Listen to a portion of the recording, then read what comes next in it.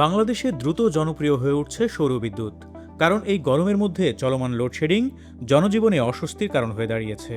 মূলত দেশে বিদ্যুৎ উৎপাদনে ঘাটতি বেড়ে যাওয়ায় এমন পরিস্থিতি তৈরি হয়েছে। তাই বিকল্প উৎস হিসেবে সৌরবিদ্যুতে ঝুঁকছে মানুষ। দেখা গেছে বাসাবাড়ি থেকে শুরু করে মাদ্রাসা, স্কুল, বাজার ও ছোট ব্যবসা প্রতিষ্ঠান সবখানেই বাড়ছে সৌরবিদ্যুতের ব্যবহার। ফলে ডিজেল চালিত জেনারেটরের দোকান এখন সৌরবিদ্যুতের সরঞ্জাম, সোলার প্যানেল, লিথিয়াম ব্যাটারি ও হাইব্রিড ইনভার্টারের দখলে। রাজধানীর নবাবপুর কাপ্তান বাজার কমপ্লেক্স, সুন্দরবন স্কয়ার মার্কেট ও গুলিস্তান স্টেডিয়ামের ইলেকট্রনিক পণ্যের দোকানগুলোতে সোলার পণ্য কেনার জন্য ক্রেতাদের ভিড় দেখা গেছে। বাজারের চিত্র বলছে লোডশেডিং থেকে বাঁচতে এবং বিদ্যুৎ বিলের চাপ কমাতে 1 থেকে 5 কিলোওয়াট ধারণ ক্ষমতার হাইব্রিড বা অনগ্রিড সোলার সিস্টেম বেশি কিনছেন সাধারণ গ্রাহকরা। অন্যদিকে ছোট আকারের সোলার সিস্টেমের পাশাপাশি একাধিক যন্ত্রপাতি চালাতে সক্ষম হাইব্রিড ইনভার্টার সিস্টেমের চাহিদাও রয়েছে বলে জানান ব্যবসায়ীরা।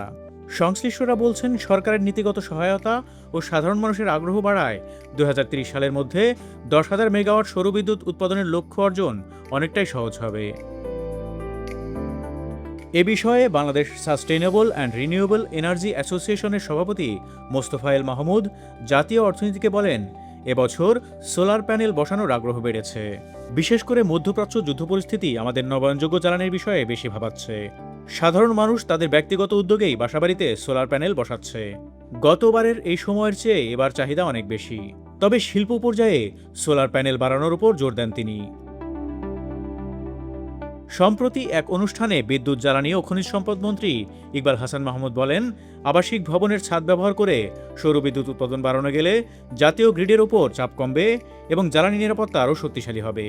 জ্বালানি বিশেষজ্ঞরা বলছেন, সরকারের নবায়নযোগ্য জ্বালানির লক্ষ্য অর্জনে সোলার খাতে শুল্ক ও কর কমানো, লিথিয়াম আয়রন ব্যাটারিতে শূন্য শুল্ক নির্ধারণ, স্বল্প সুদে দীর্ঘমেয়াদী অর্থায়ন নিশ্চিত করা এবং স্থগিত সৌর প্রকল্প দ্রুত বাস্তবায়ন জরুরি। তথ্য বলছে, সম্প্রতি বৈশ্বিক সরবরাহ ব্যবস্থা স্বাভাবিক হওয়া এবং চীন থেকে আমদানি বাড়ায় দেশে প্রায় $2,18,00,000 সোলার প্যানেল এসেছে। বর্তমানে দেশে সৌর প্যানেল ও সংশ্লিষ্ট পণ্যের বাজারের আকার প্রায় 1,200 কোটি টাকা। 2030 সালের মধ্যে এ বাজার আরও 40% পর্যন্ত বাড়তে পারে বলে ধারণা করা হচ্ছে।